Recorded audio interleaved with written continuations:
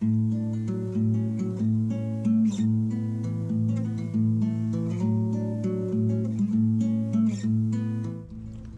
everybody, welcome back to Conscientious Omnivore.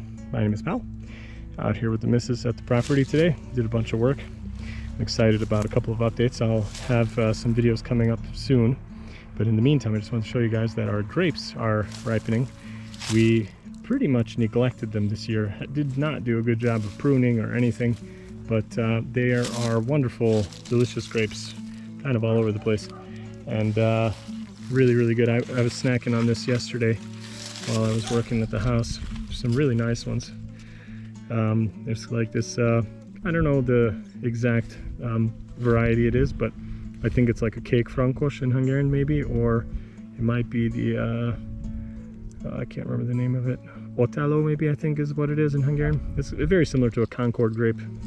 That's kind of what I would liken it to from when I was growing up in the US.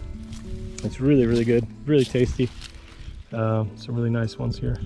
So yeah, we're gonna pick some, have a little snack. Hope everybody's good. Hope you're all having a great summer, enjoying some harvests, and see you guys in another video soon. Bye.